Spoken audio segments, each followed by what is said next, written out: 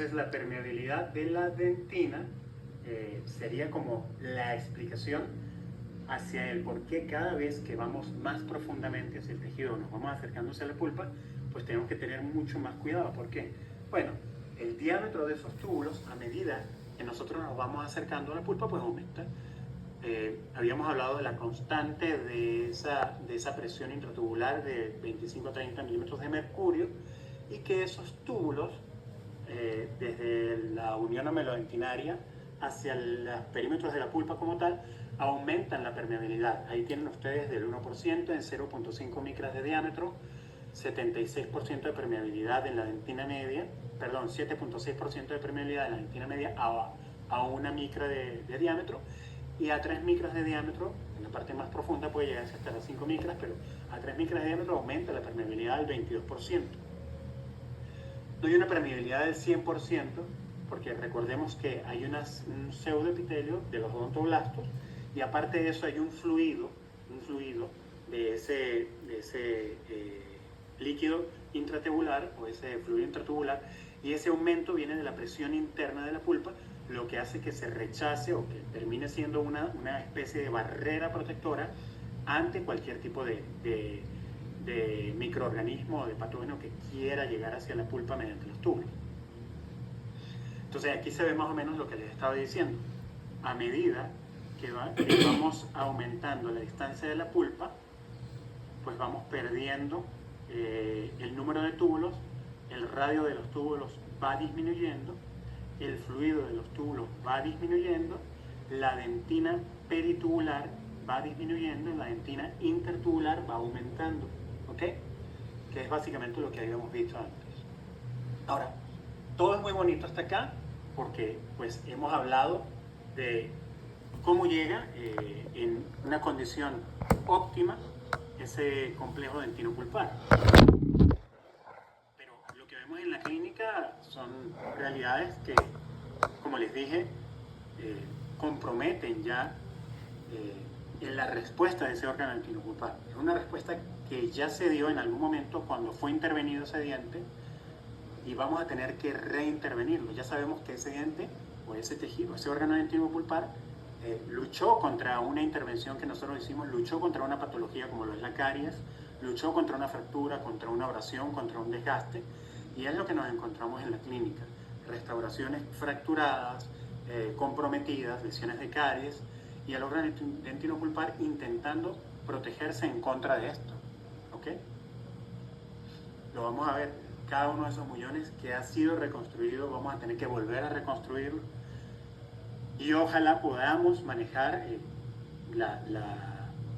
el hecho de que tengamos que hacer la endodoncia, o no tengamos que hacer la endodoncia. Ojalá podamos aún darle la posibilidad a ese muñón o a esa restauración de poder recibir a ese diente, a esa estructura, de poder recibir nuevamente una restauración indirecta sin necesidad de llegar al tratamiento de conducto. Pero bueno, escapa de nuestra realidad. A veces vemos cómo fallan nuestras restauraciones, y eso es lo que vemos en la clínica, que nosotros tenemos que estar atentos hasta cuál es el límite de ese complejo dentino-pulpar y de ese diente, defendiéndose en contra de tantos procedimientos restauradores que nosotros hacemos y que crean una inflamación pulpar, ¿no? Ahora, este artículo de Murray, que habla acerca de ese análisis pulpar y las reacciones que hay ante los procedimientos y materiales, pues nos da cuenta de que lo que hacemos nosotros es lo que ellos hacían en el 2001, y sale un dato del 1999, creo que es del 98, donde ellos dicen que en Estados Unidos se estima que de 290 millones de restauraciones, 200 millones son reemplazadas por restauraciones que fallaron. ¿Eso qué quiere decir? Si lo ponen ustedes, si lo pongo yo, eso va a fallar en algún momento determinado, y es lo que vemos en la clínica. Restauraciones que fallaron, un complejo dentino-pulpar que intentó protegerse y que pues en algún momento determinado pues ya falló, y hay que cambiar la restauración, ¿ok? ¿Y cómo va a fallar? Bueno, las complicaciones que nosotros podemos ver es la necesidad de un diente, por fallas, a recibir un tratamiento de conducto y a una pulpa vital pasó a ser necrótica, se inflamó, y una inflamación crónica pasó a una necrosis, y esa necrosis pasó a una necesidad de un tratamiento de conducto. ¿Por qué? Por caries. Una caries recidivante, una necesidad de tratamiento de conducto, puede haber también una fractura, una decoloración, pero entre las complicaciones más comunes tenemos estas, y esto es de un artículo clásico de Woodacre del 2003, pero vámonos más acá. Este es un artículo del 2023 de Morimoto, y ella también nos dice que la causa más frecuente de fracaso de las restauraciones incluye fracturas de la restauración, lesiones de caries secundarias y fracturas de cúspide. Siempre va a aparecer la caries, ¿ok? Y es importante que nosotros sepamos eso, porque básicamente es la patología por la cual el complejo dentino-pulpar se defiende, o la principal noxa por la cual el complejo dentino-pulpar reacciona con un desencadenante inflamatorio, y es una de las patologías pues, principales con las que hay que lidiar día a día en la clínica. Ahora, estos dientes, como les decía, ya han sido tratados o necesitan de diversas terapias restauradoras para seguir funcionando. Desde el hecho de una enfermedad como la caries, hasta tallar un diente, colocar un material, colocar un hilo retractor que viene con un vasoconstrictor, o inclusive anestesiar a nuestros pacientes, pues cada uno de ellos va a formar parte de un desencadenante inflamatorio, unos más que otros, ¿ok? Pero es importante tomarlos en cuenta. Vamos a ver de qué se trata. Bueno, se trata de que estos factores van a dar una respuesta pulpar, y están basados básicamente en la permeabilidad dentinaria. Y cada uno de estos factores que intervienen en la permeabilidad dentinaria deben ser tomados en cuenta para saber cómo va a responder esa pulpa. Se los dije, en la edad del paciente.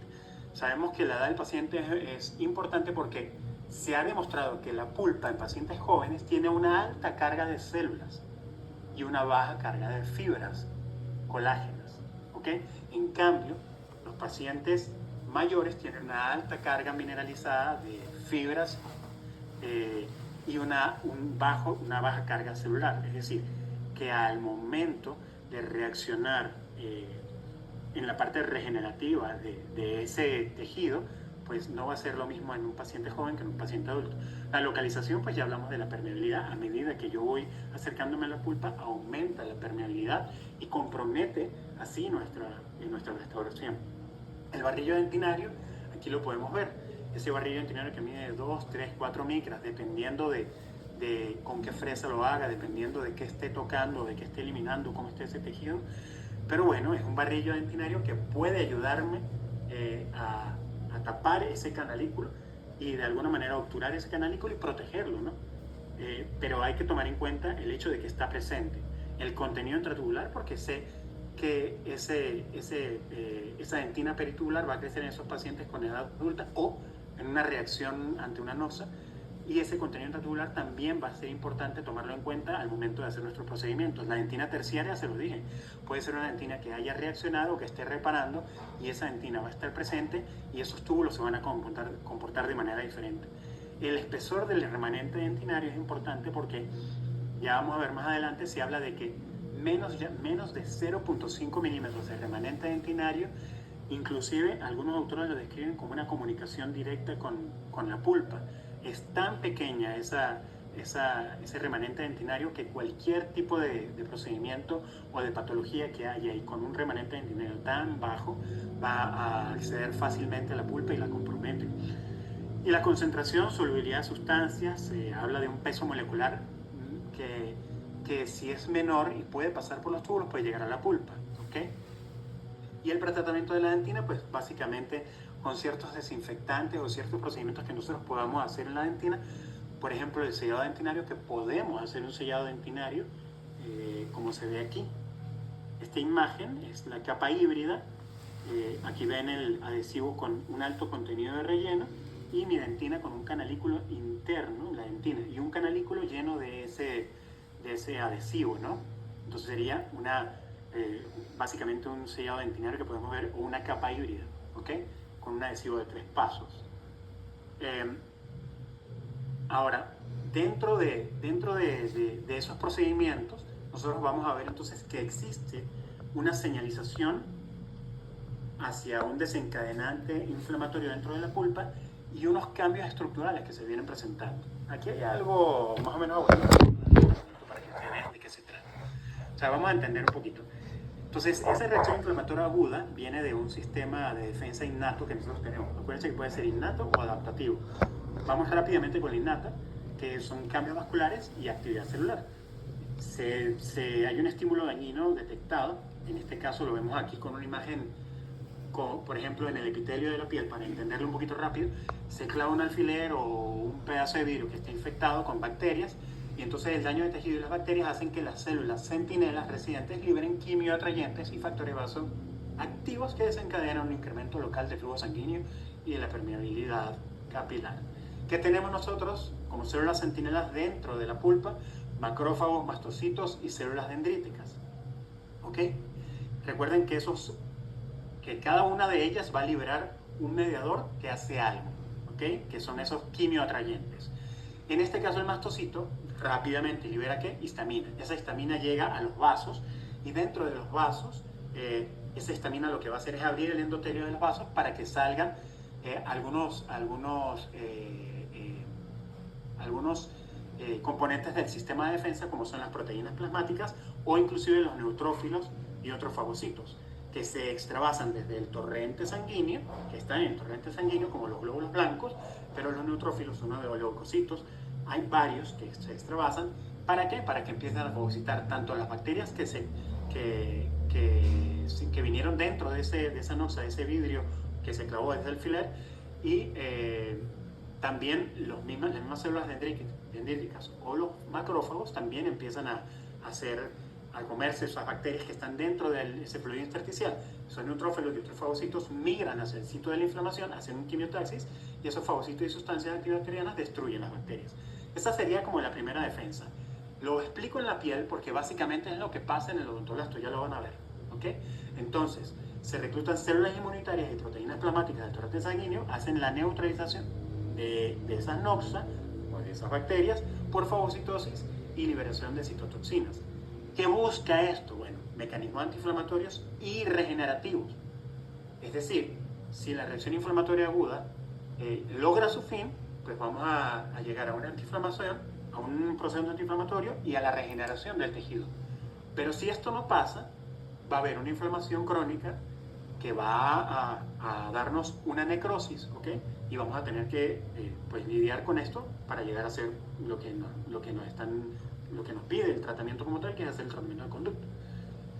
Ahora, esos desencadenantes y sensores de la respuesta inflamatoria van a estar dados por un sistema de ligando receptores. ¿Qué quiere decir esto? Dentro de ese daño tisular, que puede ser exógeno o endógeno, por eso les decía, una alteración metabólica, un paciente que esté enfermo de manera autoinmune puede llegar a dar un daño tisular endógeno. Entonces, esa liberación de sustancias como citosólicas y nucleares dentro de nuestras células, de nuestro odontoblasto, puede haber una alteración del citoplasma o del núcleo y liberar un ligando. Ese ligando, como ven acá, no quiero que se aprendan todos, pero sí quiero que se aprendan qué es lo que pasa en este sistema ligando-receptor. Activa un receptor específico para la inflamación pulpar. Hay varios, ahí están todos, pero lo más importante son los TLR, ¿ok? Que son los más estudiados a nivel pulpar, ¿ok?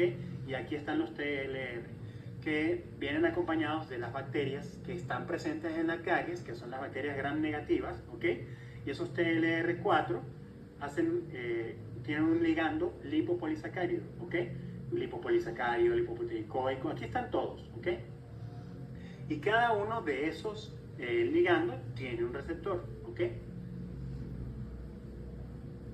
Ahora, esos receptores, que son conocidos como proteínas transmembranas, son expresados por células del sistema inmune, ¿ok? ¿Qué hacen ellos? Expresados del sistema inmune. Ojo, no solamente son expresados por células del sistema inmune.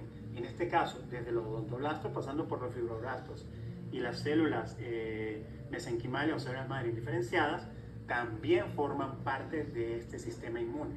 Es decir, también expresan ciertos receptores que hacen una transcripción de genes proinflamatorios o inician con la cascada de señalización inmunitaria. Son mediadores con funciones específicas. ¿Por qué se los digo? Aquí están cada uno de los mediadores, pues, que pueden ser derivados de la célula o derivados del plasma, cada uno de estos mediadores viene de una fuente celular, ¿ok? En este caso vemos macrófagos, leucocitos, mastocitos, basófilos. Cada uno de ellos tiene un derivado, un mediador. Y ese mediador, como ven aquí, hace vasodilatación, vasoconstrictor, fiebre, inhibición de los neutrófilos de la